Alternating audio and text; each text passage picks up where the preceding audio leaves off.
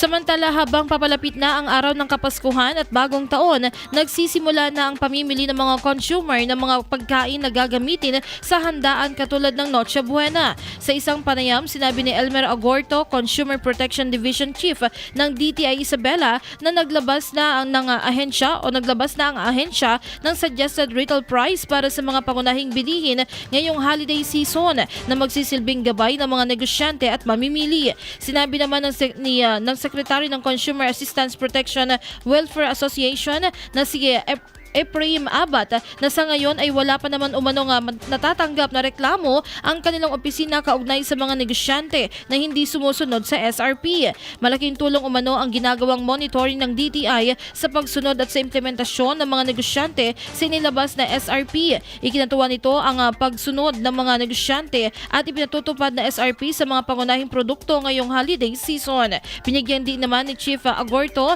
ang kahalagahan ng pagiging smart consumer, kung saan sinabi nito na ang ihahanda ay dapat pasok sa budget upang maiwasan ang sobra-sobrang gastos na maaaring magpagsisisihan sa huli. Paalala din ng DTI at ng kapwa sa mga mamimili na upang maging matalinong mamimili, dapat ay marunong magplano, hindi padalos-dalos sa pagbili, pumipili ng certified at ligtas sa produkto, at alam ang karapatan bilang mamimili.